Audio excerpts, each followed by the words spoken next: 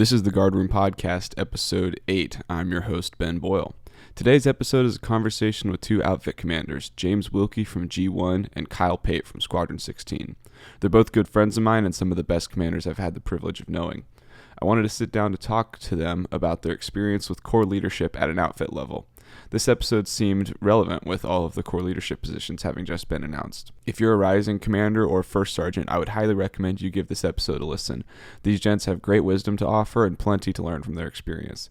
Even if you didn't get core leadership, they spend some time talking about how to stay involved with your outfit and be a cultural leader.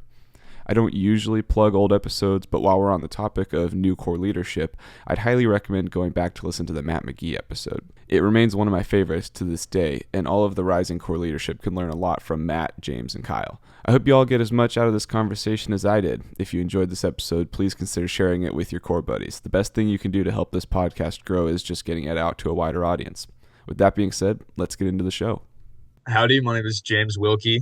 I am a senior in Texas A&M Corps Cadets. I'm in the regiment. I'm the company commander of Company G-1. I'm a business marketing major from San Diego, California. I'm an out-of-state student. I'm a Ross volunteer. I'm on staff for them. I do some fun PR stuff for them. In addition to that, I'm a Mays Business Fellow.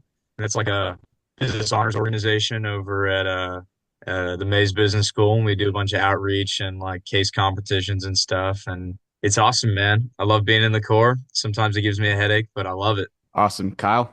Yep. All right. My name's Kyle Pate. I am from Brailsburg, Texas, which is a little town just south of College Station. But I love it here. Grew up, my dad being an Aggie, so I always wanted to come here. I always looked up to him, so it's kind of natural coming here. Wasn't the easiest path for me getting here, but we're here now, right? Joined the Corps. Didn't really think I was going to do the Corps in high school, but here we are. I am in the wing, and I'm an Air Force contract. Try to become a civil engineering officer, so construction in the Air Force is the goal. And I am the commander of Squadron 16 for this year. Been a huge blessing. Not my home outfit, but we're here now, so I've really enjoyed this experience I've had so far, and I've had a lot of things I've taken away from it. I'm also involved in the Ross Volunteer Company, where I'm the platoon armorer, so I fix rifles for my platoon, really. Nothing huge, but it's a fun little side thing. I'm involved in the Association of General Contractors for my major, construction science. And then I've previously been involved in build, but didn't have a lot of time to work at that. But they're just a service org with A&M. So it kind of sums up what I do. Cool. Yeah, you talked about it a little bit, but I would love to hear some of y'all's thoughts on just how your experience has been as a commander, some big lessons you've learned. Obviously, we can get into some specifics later, but just some of the key takeaways from a maybe 15,000-foot view. Pate, all you, bro. You go. Okay, sure. Yeah.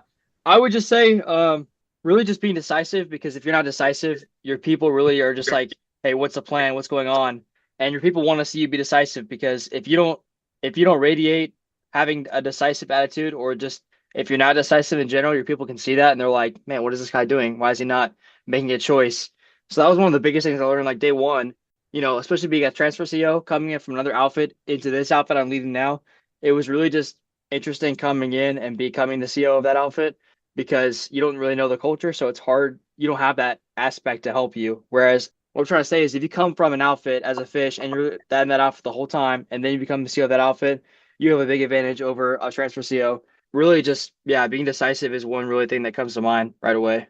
Yeah, I'll piggyback off Kyle there. That's one of the biggest things I've learned this year is being decisive. Regardless of if you're a fish, a piss head, or a butt, you can smell or you can see if your CO or if the people in your leadership are hesitating on their decisions. Most young people these days, like, they feel like they have to analyze, and they spend a lot of time analyzing and not acting. And it's like, even if you're going to make the wrong decision, you need to make a decision. And if it's wrong, you can fix it or even change it as you go along. But like, you can't afford to lose valuable time in making no decision. So I think that's really important. But also I'd say that like in making that, in having a fire hose of information, sort of pushed at you as a leader, the emotions that you exhibit while these things are happening are also really important. You need to be that calm when nothing around your people is calm, and that's really difficult. That's something that took me quite a while to.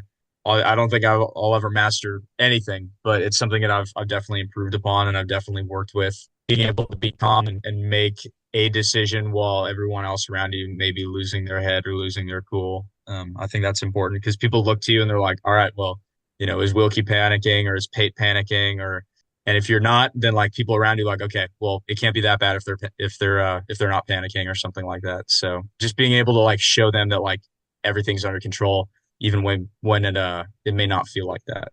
Yeah, that was well said. What's one lesson or trait that you picked up from a leader that came before you that you've really tried to model in your experience in core leadership? That's a good question. Well, do we need to say who it was to or just the trait itself? You can if you want to give somebody a shout out, but if you just want to, keep them anonymous. It's hard to pinpoint one person. I got one. I mean, literally just what I talked about, just that sense of calm. My CO last year, Jacob Britton, shout out. He was like the definition of I don't want to. I'll say like a poker face. Like I was his first sergeant last year, and I kind of was privy to like we'd be in the same room, and we'd be like equally like freaking out, like oh my gosh, like this changes everything. Like this isn't what we planned for at all. Like how are we gonna adapt? How are people gonna receive it?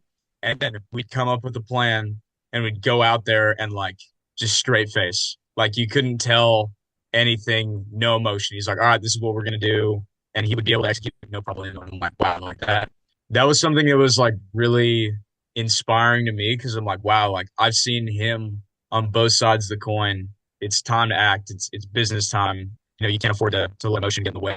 And I think that's part of what we teach here, like when people are locked up on the wall and it's like they're fish and they're going through the ringer and it's like hey like don't show emotion and people see that as like oh wow that's really unfeeling. It's like no like there's a reason behind everything we do and that's the reason for it. Like you can't be emotional when you're making these complex decisions because you're gonna freak the people out around you if you react in an improper way. So All right, so for my answer, I wouldn't say this is really someone that came before me, but I mean we all know him. Tracy Collier, us three at least all know him. He really inspired me a lot, even though like he's not really he's more of a peer of mine than I guess someone who came before me.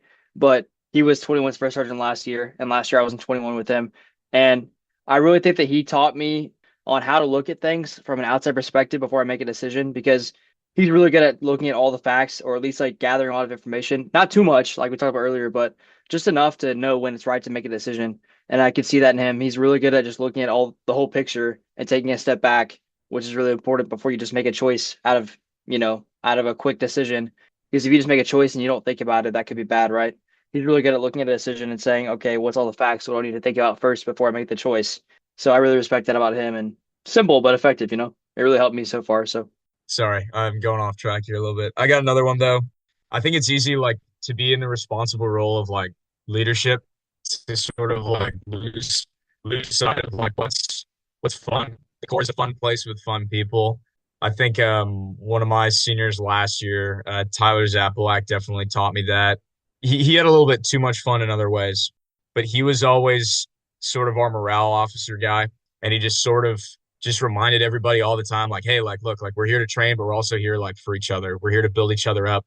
We're here to have that positive impact, and that's something that you can lose sight of pretty easily. So it's like, yeah, things can be hard, but as a leader, it's your job to like to be that boost for your people, that rallying cry for people to sort of come behind. So Those are all good choices and good attributes. I'm a big fan of all those guys actually. I want to tackle the making decisions for yourself versus letting staff make decisions for you. When is it appropriate to take your outfit or make a decision for the outfit versus implementing something that either core staff or commandant staff has passed on? Not to say that you should pick between which guidance you enforce, because to some level, as a commander, like it's your responsibility to enforce the orders of those above you, but you also need to do what's best for your outfit and your people. I've gotten a lot of questions recently about how do you distinguish between the two and how do you pick the hills that you die on. When do you say this is what we're being told to do and this is what we're going to do, and when do you stand up to them and say, hey, this is a bad idea for our outfit in particular? all right, so my perspective is one important thing of this whole topic is you have to get like the reason why from them because you already know people are going to ask you, "Hey, why are we doing this change? What does this matter to me? How does this affect me and how does this affect the outfit?" You got to ask the people who are telling you, so your staff, "Hey, why is this change being enacted? What is this about?" Get that backstory of where's this change coming from so you can understand how do I pitch this to my people so they buy into the mission of whatever it is? So maybe it's good for your outfit and you agree with it, right? So again, let's get another perspective of why is this happening so I can understand what I'm going to tell my people. Or if you don't agree with it, you can ask them, why is this happening? So you can say, do I really like this change? And you can say, maybe this is better, or maybe I don't agree with this change. But I think a lot of it as a commander is you relaying this information from above to your people. You have to realize, like, how am I going to do that effectively and get them to buy into the mission here?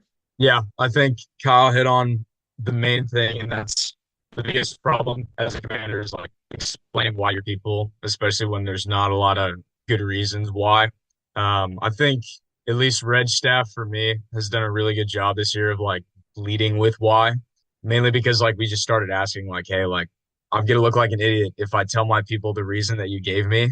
Like they're just gonna like look at me and go like, come on, dude, like no way. That initial pushback we got for like can we have a better reason or can we have like the real reason behind besides I don't know or just falling back on our values as important as our values are when people just go oh we're going to do this because we're honor bound it's like no, like I get it I'm bought in on our values but you need to tell me why this is important one for the mission of creating well developed leaders of character and all that stuff how does that fit in there and like it can't just be like a bunch of buzzwords that we use so I guess to a long way around to answer your question, knowing which hills to die on and like deciding it's not something you can do every single day. You got to be very, very careful about when you need to like fight back and do like, no, like this isn't going to go well because this isn't a democracy. This is a military style organization.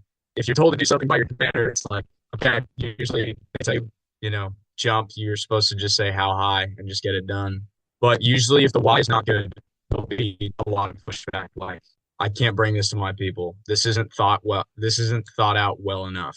So, and usually, my leaders, I'll shout out Zach Shoots, my buck. He's done a great job of this. Like, we'll come to him and we'll go. This is not well thought out enough.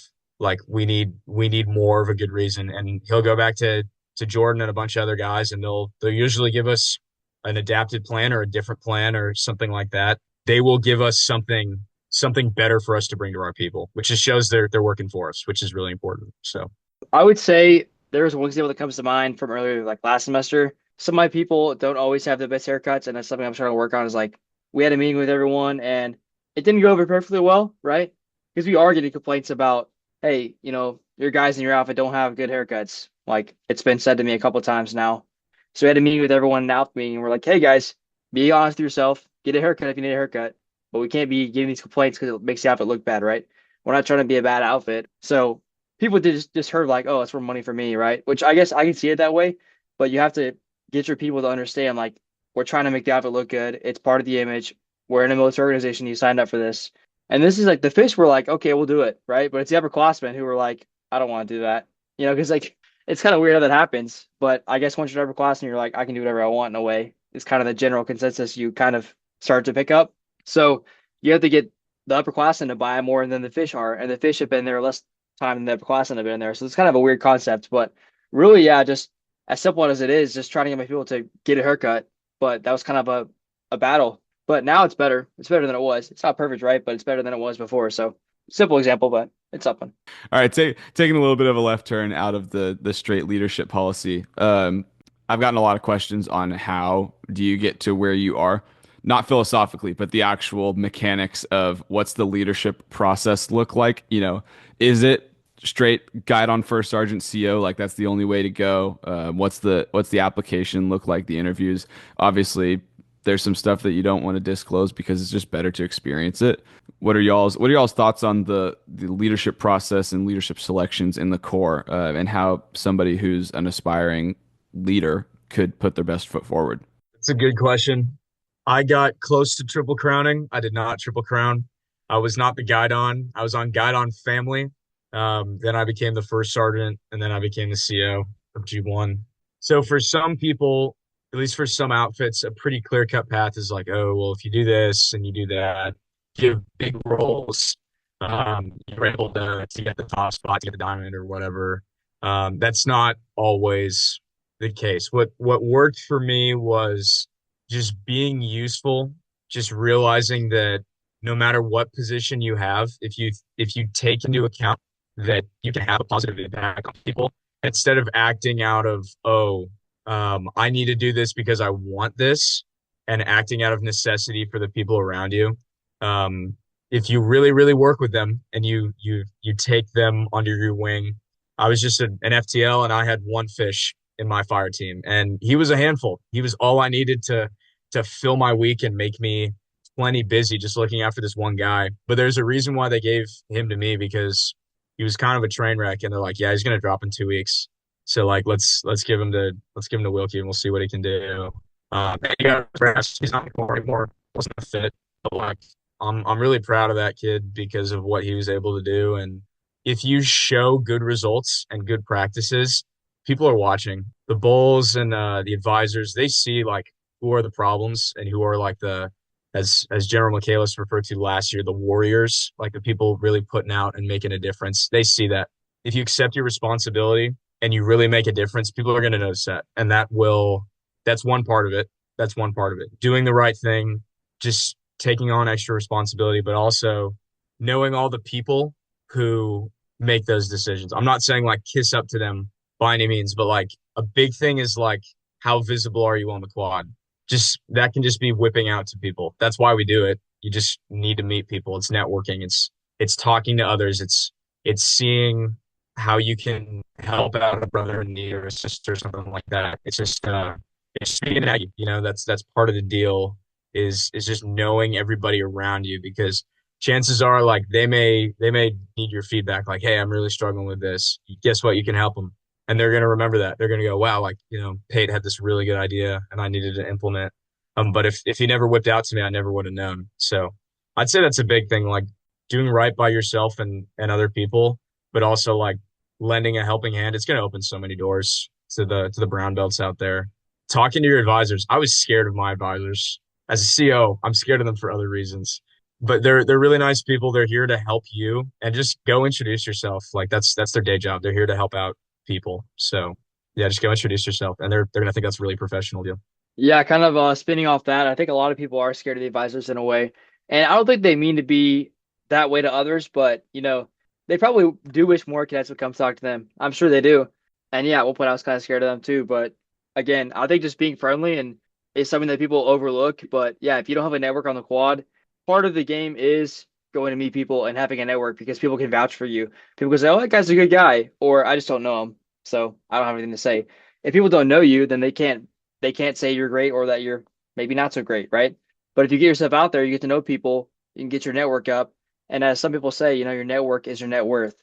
I think there's some truth to that. It's important to get to know people and have a decent social bubble. And while the Corps isn't everything, and the Corps is still a pretty big organization, you should get to know people, especially like outside your major unit too.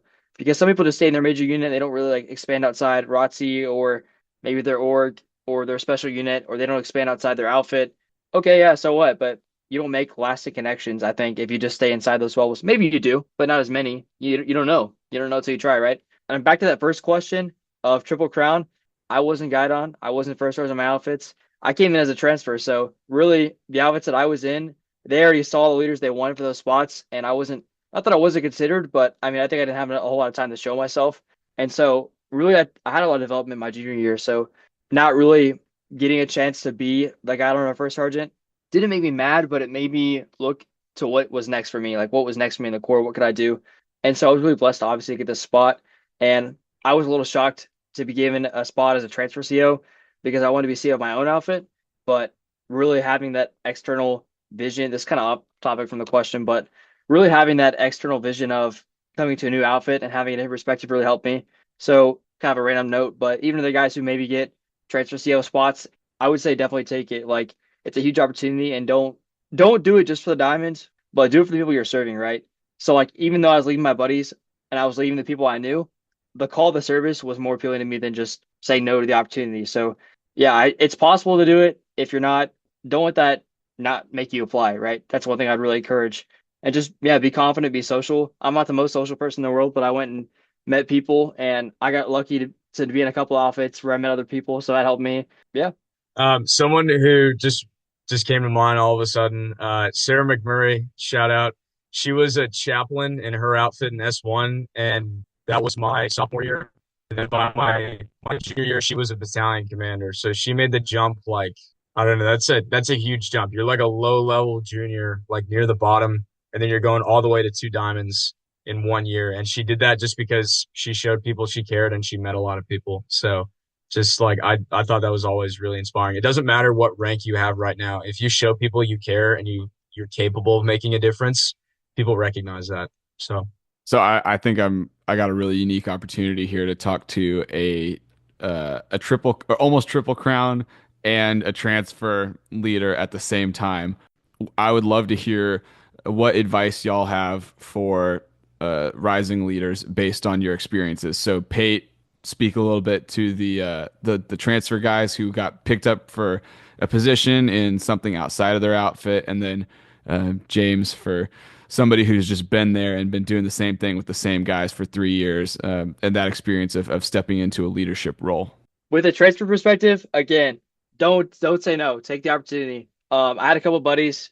It was some of my buddies and also some of my people in the other outfits I was in, like before my last outfit, that were like, "Don't take it. I don't want you to leave us, or you should stay with them. They need you over there, right?" And while that may have been true, I had a great opportunity, and I was not going to say no. I saw that there was a huge honor that I could do to that other out to 16, the outfit I'm in now, and I was like, "Why not take that opportunity? Why not go help them?" And also, it's going to be a great opportunity for me to develop myself and learn a lot of lessons myself. So that was a huge opportunity. And also, I would say, I guess my biggest takeaways is, you hear back in, well, last year was about March, but maybe about the same this year with spring break. I try to just go over to my new outfits hallway as much as I could. Just go talk to that new outfit, or maybe if you're, a buck, go talk to those outfits you're going to be over in charge of. Go get to know them, because if they don't know your face, if they don't know who you are, they're not going to really respect you. Or I was lucky I get to know. I already knew most of my buddies, my new buddies that I call my buddies now. I already knew most of them. The biggest learning was I couldn't really get to know the fish. Well, now my heads, but at the time fish, I couldn't really get to know them yet. But I guess my heads, who are now my butts, I got to know them a lot because I didn't know any of them. And that's really important, is getting that buy-in from your other white belts, because they're the cultural leaders in your outfit. So if they don't know you, they won't help you with your decisions or your initiatives you want to make. So there's a lot of things we changed in 16 this year, and we had to help like get a lot of things done. If those other white belts didn't trust me or didn't believe me or didn't know me, they wouldn't listen to me, right? They wouldn't care what I have to say. So I had to get that buy-in from them early on. So as soon as I could, pretty much right when I found out, I would go talk to them at least once a week, probably more than that as I got closer to the summer, getting to know them, getting to know what they wanted, asking them what they wanted to see. Because it's not just about you, but the outfit you're going into, it's about them too and what they want to see. So really I was just like, what do you guys want to see next year? And I just write that stuff down. I met with them. We had multiple sit downs in the LSC study rooms, just writing down like, you want to see this, this, and this? Okay, let's make it happen, right? The culture of the outfit is huge too, because a new outfit is new culture, and every outfit, or again, if you're a buck or a muck, those outfits are different than what you're used to. So you can't come in and be like, oh, this outfit's gonna be just like my outfit. No, that's not the case. That's never the case. You gotta learn those new outfits and what they want to see, what they do. Like my previous two outfits, they didn't really talk about bonfire much, but 16 is a huge bonfire outfit because one of the 12 in the bonfire collapse was from 16, and that's a huge deal to us. Not take up too much time, but those are two really big tidbits. Really just get to know the people, get to know the culture, and I guess three, ask them what they want to see or what their goals are, and kind of mesh those with your goals. yeah. For the people that are getting leadership in their or seeking leadership in their home outfit, the one they've been in for 3 or 4 years at this point, it's a blessing and a burden to work with your fish buddies. Your fish buddies will always be your ride or dies, your best friends, and that's still true for me. But when you get that rank, things do change a bit if you're not careful. I'm fortunate where my relationships have not suffered at all. I'm still really tight with all my buddies, which is good. But I know plenty of people who, the second they got that diamond in the rockers or all that, a lot of the relationships started fading because they were focused too much on being like the authority figure instead of like people's friends. And it's like, as great as the core is, it's not worth losing your closest friends over stupid stuff. Like, as important as accountability is, it's like you gotta not frame things in a personal way. It's not personal, it's business. And you gotta make sure that they understand that too. That's really, really important. I've seen too many relationships fall apart because of stupid things like that. So if you are a leader in your outfit and you've been there for 3 or 4 years and people know you and you've been around the block, do the right thing. Do the right thing by them because they are your people, but they're also your friends. Do the right thing for your friends too. As simple as it sounds, don't be too much of an asshole, because one day you're going to leave the Corps. You're not going to remember the stupid things that you got in fights over with your buddies or whatever, making sure that things got done. You're going to remember the good things, and don't put that in jeopardy over the small things. So at the same time, you still need to be effective because if you're not an effective leader, the outfit's going to fall apart. And as a leader, you can't let that happen either. So you got to learn to compartmentalize. You got to learn to put things in their place. And you also can, conflict is inevitable with your people. Putting it down or I guess figuring things out. But just learning to say I'm sorry, learning to be humble, because it's not always going to be the most obvious thing or the most comfortable thing to do. It's probably the biggest challenge that I've had to face, just being a peer leader, because leading your best friends is no easy task. But my guys are awesome, and they get their stuff done, and I wouldn't be the leader I am without them. And that's a thing that you need to remember also. It's like these guys are on your team. You're not working against them. You're working for them, and you're working with them. That's my encouragement to y'all out there. What do y'all have for somebody who put out for leadership and didn't get selected or didn't get an interview? Just some, hey, how do you stay involved? What does that look like if you're still passionate about the outfit, passionate about the Corps, but man, didn't get that interview, didn't get that opportunity to step up and lead like you wanted to? I would say, if you don't get the commander position, you know that it's going to be someone else, right? So ask them, hey, what's your vision? What do you want to see happen? And really just support them because, as commanders or as first sergeants, we really can't do this alone. Like, it's not our job. We're not meant to do it alone. And it's also just, I tried to do it myself pretty much a lot of the fall and I failed. Like, I kind of just had to stop everything because I was trying to do all of it alone, all of it, my school and CO stuff and out, special unit stuff, all that alone by myself. And it got to be too much for me, man. You can't do it alone. So, as a buddy of a CO or a buddy of a first sergeant, which you got to help those people because they need help. They might not tell you, but really just helping them. And whatever that means for you. Maybe you're the outfit CR officer, and everyone likes to go about CR, right? But maybe you guys win the CR award. You never know, man. Like, look for ways that you can be ingenuitive and you can lead in your own domain because one thing that I really appreciated about, I can't remember who said this, maybe you can vouch on this, James, but someone at one of our like RV discussions last year, they mentioned that, I think it was Adam actually, Adam Paris, last year's RVCO, said that if you're not the actual leader, like you're not the organization's leader, you can be a cultural leader. And that was something I really took away from one of his discussions because, maybe you look at it as oh, I didn't get the spot, right? And you're negative the whole year. Well, everyone picks up on the energy. They're like, this guy doesn't want to be here. He doesn't want to put out. But if you're positive, people respect that and they're like, okay, this guy wants to be here. He's got energy. He's got a mission, right? And maybe it's not the commander, but you could draw up that vision to do. You could say, okay, what do I want to do with CR chain or IG chain or training, whatever it is, right? But you have your own little domain of the outfit that you're kind of a commander of. So you can see it that way and lead your people there. And people look up to you. A lot of people say that they respect or learn more from the cultural leaders in the outfit more than the actual CO. So that's something to respect too. For the people that wanted leadership and didn't get it, I like to drop names a lot. It's because I attribute a lot of these characteristics to people who definitely shaped my core journey. I didn't say this in my intro, but I'm a first gen Aggie, so like I didn't know anything about this. So when I hear these examples, I attribute them to faces and names and stuff like that. Noah Brown, class of 2022. He's my white belt mentor, and he's very much changed my life for the better. He was not the commander he wanted to be. He was not the first sergeant he wanted to be, but he just couldn't get there. It didn't shake his resolve of being a good person and a good leader in his own right. He had a major role in the outfit, even though he wasn't XO and he didn't have a major command position because he put himself in situations where he was visible, he was likable, and he was involved. I don't talk to any of my seniors anymore besides him because they've all moved on and they've all had their time, but he's the one that even if he won't reach out, I still feel inclined to reach out to him because he had such a profound impact on all of our buddies. And like we love that guy. And we'll always think of him fondly because he did a lot for us. when a lot of the people were checking out and ready to die, he was still there every single morning. Sometimes he'd be the only senior there. Sometimes the CO and the XO would be nowhere to be found, but Noah was there, and that just really meant a lot to us. And like whenever I think about something that I'm gonna do, it's like, okay, like he was definitely that cultural leader, which is really important. And I guess just the biggest takeaway is like, you may think nobody cares that you don't have a big position or that nobody's watching you. I guarantee your freshmen are watching you. They're watching everything. But also your butts are watching you and your piss heads are watching you, because they're going to be in your shoes in just a few short months or a few short years where they may not have a major position or they may not have a lot to do. But if you set that positive example, it gets paid back tenfold. It's to the point where, like, one of my buddies who doesn't have a major role is like, well, you know what? I want to be the Noah Brown of our year, because he had an impact on us, and he's like, I want to do that for them.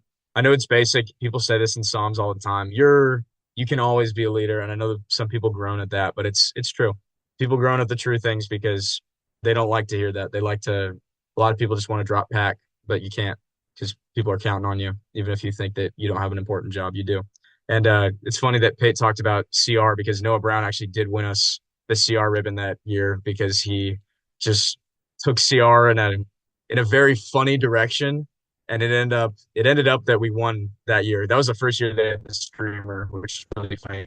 You can make something out of nothing. That's your job as a leader. If nothing is available to you, make it up, and people are gonna love it probably if you make it fun, you make it energetic, and you make it engaging. Yeah, if y'all have any parting shots or things that you want to drop that we haven't covered yet, would love to open the floor for any other extra thoughts and things that might have come up that we didn't get to. But I've loved this discussion. So glad I got to sit down with y'all and wish that I could run into you more. Yeah, I got a parting shot. First of all, we love you, Ben, and we're gonna miss you. As Kyle and I go off, and you and Kyle go off into the wild blue yonder. I'm going off into the wild blue yonder at sea. So maybe our paths will cross again, I hope. I guess my parting shot is I've met too many old Ags who try to be involved now because they weren't involved when they were here. They That's not a bad thing. You guys should always remember where you come from and where you learned all these things, the core. But they feel like they want to be involved now because they didn't take advantage of all the opportunities that were made available to them while they were here. And that's something else. Shout out Noah Brown. Something that he taught me is he started in 18. He was in a transfer outfit, then he transferred in. He wanted to do FTT and he couldn't, and he wanted to do Cav and he got cut, and he wanted to do RV and he got cut. He wanted to do everything, and it just never seemed to go his way. He pretty much sat me down and he said, "You're gonna go out for everything, whether you like it or not." And I'm like, "Well, what if I don't want to do it?" He's like, "Doesn't matter. Go out for it and figure out if you want it. If you don't want it, fine, drop." And I did that with Cav. And I'm like, you know what? I know I don't want to do this, and that's okay. I'm just not a horsey boy. But regardless, I was glad that opportunity was open to me. I was glad to keep those channels open, because if I really loved it, I could have kept going. But it's like, you don't really know until you try. And I wasn't really thinking much of RVs, and he just told me, he's like, look, you need to make this opportunity available to yourself, because you may think like it's not going to work out. Oh, I can think of 1,000 rejections on class. I have this. And he just looked at me and he said, what if it worked out better than you could possibly imagine? Get to the point where you've taken advantage of every opportunity that's been given to you, so you don't have any regrets when you're coming back as an old ag and going, man, I wish I did that. Nope. Leave it all out on the table, because this is your only opportunity. Core is an awesome place filled with awesome people, and it's been the most fun I've ever had. But that's because you got to seize the day every day. I'll leave a couple things too. Again, thanks, Ben, for the opportunity. I really appreciate it. This has been awesome, and I hope someone takes away something from this podcast. I think they will. I'd say, yeah, really go off what James said. It is what you make it. If you have a bad attitude and you're just like, this sucks, I didn't get CO, I didn't get first sergeant, didn't get guide on family, whatever. That's your prerogative, and you're the one that's in with that attitude. And it's going to play on other people too. Like, people around you are looking at you, and they draw off your attitude. We talked about this a little bit earlier, but you affect other people, you know? And so it is what you make it. If you don't get something you don't want, okay, great. What's next for me, you know? And even if it isn't whatever it is, maybe if you don't get in the special unit you want, you don't get in the CO position you want, whatever, be that cultural leader, like we said, be there for somebody. Because again, everyone's looking up at you. I had one zip in my when I was a fish that I really respected. He was COSI like I was. Tanner Hook, I really looked up to him, and he really helped me with COSI stuff. I had a lot of questions for him all the time about construction science things, and he was an RV, so I really looked up to him for that too. Anyways, he wasn't the CEO or anything, but you know what? I think he wanted to be, but he wasn't. But he didn't let that make him jaded. He still was a great guy. I still talk to him when I see him. I still see him around sometimes. Funny enough, he's finally about to leave A&M. I really respect him. He's a great dude. Yeah, and you know what? He was there for me, and I always had questions for him. Even though my wife mentee wasn't always super active with me, he was more active with me than my mentee was, or my mentor was. I'll just say, yeah, it is what you make it. Have a positive attitude and be willing to learn, man. And I'd also just say, improve yourself. Like, don't become stagnant. Have something as a goal. Like, I'm not perfect either, but go to the gym in your free time, read self-improvement books, go for a run in your free time when your outfit doesn't make you. You know, don't be that guy that just says like, I'll do it later. I'll work on my goals later. Like, have personal goals for yourself, whether it's and everyone says to get a 4.0, right? Everyone says that, but maybe your goal is go meet two new people a week. Maybe your goal is lose a pound every month. I don't know what it is for you, but have something on your whiteboard or on your mirror that you're trying to get to, some ambition, some goal, right? Doesn't have to be core oriented, or it could be for the core. Be focused on something. Try and always improve yourself. Well, I am also a huge Tanner Hook fan, and he was incredibly influential in my senior year and helping me finish strong after I went through a much similar experience to his. So it sounds like it might be a podcast episode with him in the future if I can make it happen because he's awesome. You're not off the hook yet, though, gents. As per tradition, the last question before I let you guys go. You're talking to Fish James Wilkey, Fish Kyle Pate, not like generic fish in the core, like you specifically from 3.5 years ago. What advice are you giving yourself on day one of FOW? That's all you, dude. I need a minute to think to All right. conjure this one. Yeah, That's a you good question. you caught on it. Yeah, this is a good question. Well, day one of my FAW 2.5 years ago for me because transfer again. But James knows this. I don't know if you know this, Ben, but day zero of my FAW, I totaled my truck. So don't do that. I was really stressed out coming to FOW. I think I was, in spite of the whole wreck thing, I think I had a hard time adjusting to FOW. So there was a lot of things I would have told myself, but really just try and look at the end goal. Like, it's hard to see yourself in those boots. It's hard to see yourself in that spot and see yourself getting that far. And your upperclassmen, they always say, "Oh, if you make it that far," right? Like that always happens, right? But I mean, in a way, they weren't always where they are now. Like they had to work for it, and you can work for it too.